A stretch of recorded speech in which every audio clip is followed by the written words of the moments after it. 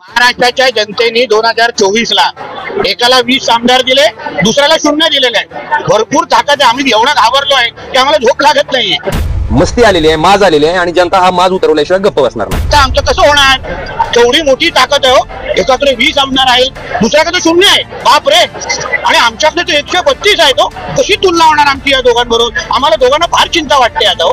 की ही जी मस्ती आहे ती मस्ती उतरवायचं काम तुमच्या हातात आहे. तुमच्या मतामुळे चढलेली मस्ती आहे आणि हा फुगवटा तुमच्या मतामुळेच उतरवणं जाणं शक्य आहे आणि जनता निश्चितपणे निर्धार करेल. पण हिंदू धर्मात राहून औरंगजेबाची चाकरी करायची, मोहम्मद अली जिनाची चाटायची, एवढं तर माझ्याकडून होणार नाही.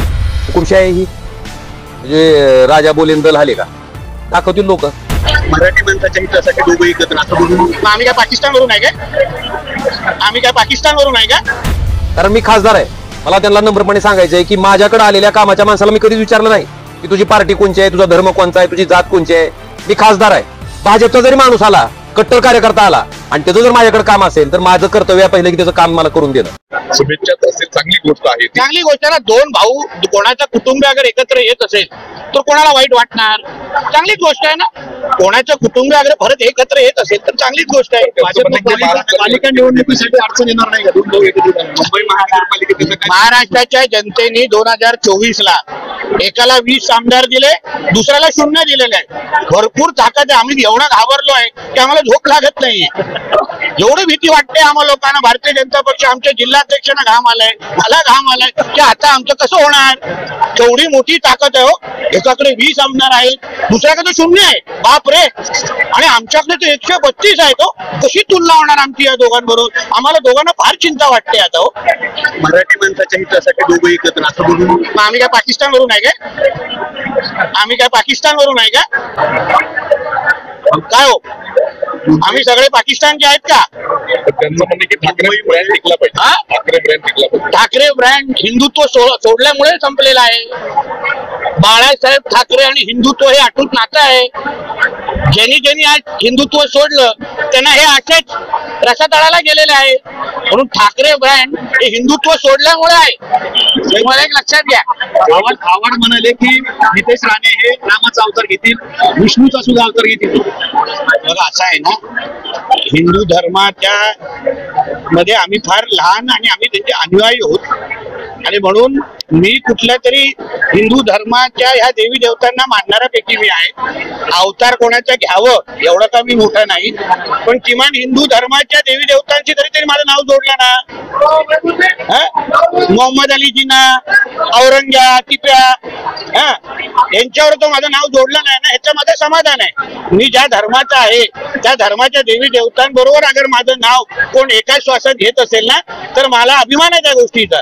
पण हिंदू धर्मात राहून औरंगजेबाची चाकरी करायची, मोहम्मद अली जिनाची चाटायची, एवढं तर माझ्याकडून होणार नाही. हे आमच्या जितुद्दीनचं होतं. थांबवला आणि त्यात त्यांनी असंही म्हणलं की कार्यकर्त्यावर अन्याय होते म्हणून थांबवला. बरं झालं त्यांनी एका प्रकारे मान्य केलं की धाराशिव मधल्या जनतेला जेव्हा खड्ड्याच्या रस्त्यानं फिरावं लागतंय, चिखलानं फिरावं लागतंय, त्यावेळेस धाराशिवच्या जनतेला ही तर लक्षात येईल की नेमके ही रस्ते जे व्हायचे राहिले ते कुणामुळे व्हायचे राहिलेत.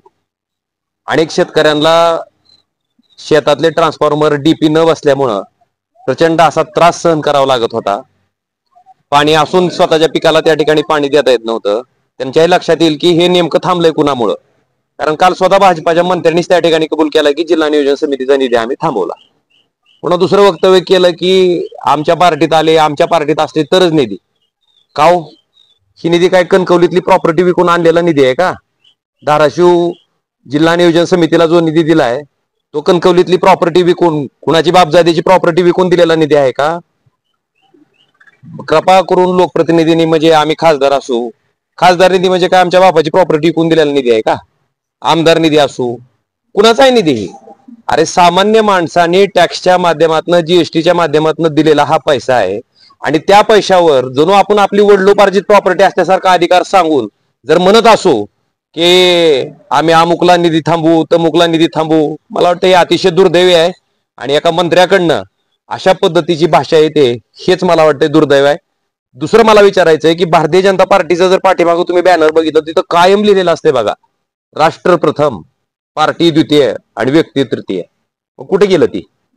म्हणजे लोकांना चिखलातून खड्ड्यातून त्या ठिकाणी लोक जावेत मरावेत काय ह्यांना फरक पडणार नाही. शेतकऱ्याला लाईट त्या ठिकाणी मिळू नये काय ह्यांना फरक पडणार नाही. यांना फक्त कार्यकर्ता नेमका अन्याय काय झाला ते तर कळू द्या कार्यकर्त्यावर. म्हणजे सर्वसामान्य लोकांशी काही देणं घेणं नाही, सर्वसामान्यांच्या व्यथेशी काही देणं घेणं नाही. आणि मला खात्री आहे की जनता हे सगळं बघायला लागली की तुम्ही टाकलेल्या मताचा त्यांना कशा पद्धतीनं मस्ती आलेली आहे, माज आलेली आहे आणि जनता हा माज उतरवल्याशिवाय गप्प बसणार नाही. खासदार म्हणून निवडणूक लढवतो, बरोबर आहे, आम्ही एका पार्टीकडून निवडणूक लढवतो, आमदार म्हणून निवडणूक लढवतो, एका पार्टीकडून निवडणूक लढवतो. पण आम्ही एकदा का निवडून आलो त्या सभागृहात गेल्याच्या नंतर जेव्हा आम्ही शपथ घेतो त्या शपथेचं काय झालं?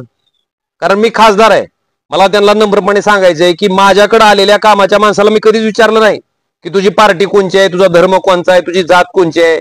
मी खासदार आहे.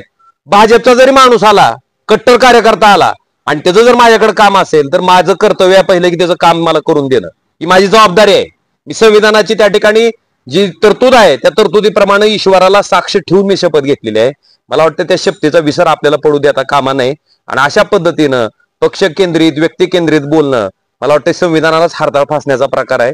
मला जनतेला एवढीच विनंती करायची आहे की ही जी मस्ती आहे ती मस्ती उतरवायचं काम तुमच्या हातात आहे. तुमच्या मतामुळे चढलेली मस्ती आहे आणि हा फुगवटा तुमच्या मतामुळेच उतरवणं जाणं शक्य आहे.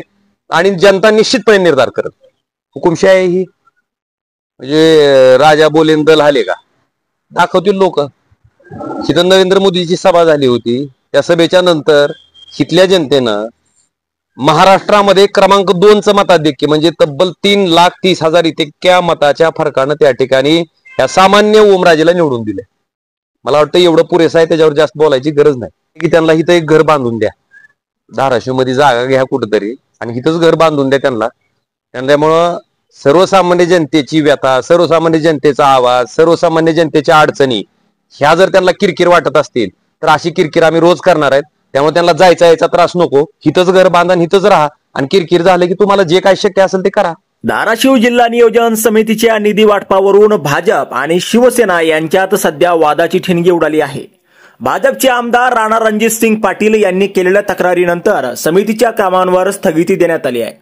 या पार्श्वभूमीवर मंत्री नितेश राणे यांनी धाराशिव येथील भाजपच्या मेळाव्यात बोलताना म्हटलंय की कोणी कितीही ताकद दाखवली, कोणी कसंही नाचलं तरी देशात नरेंद्र मोदी हेच पंतप्रधान राहतील आणि राज्यात देवेंद्र फडणवीस हेच मुख्यमंत्री राहतील. लक्षात ठेवा, सगळ्यांचा बाप म्हणून मुख्यमंत्री पदावर भाजपचाच नेता बसलेला आहे असं वक्तव्य केलं होतं. आता नितेश राणे यांच्या वक्तव्यावर शिवसेना ठाकरे गटाचे खासदार ओमराजे निंबाळकर यांनी जोरदार हल्लाबोल केलाय. खासदार ओमराजे निंबाळकर म्हणाले की विकास निधी म्हणजे कणकवलीची वडिलोपार्जित प्रॉपर्टी नाहीये, तसेच सत्तेची मस्ती त्यांच्या डोक्यात गेली आहे. जनता ही मस्ती उतरवण्याचं काम करेल. भाजपला आता राष्ट्र प्रथम या विचाराचा विसर पडलाय.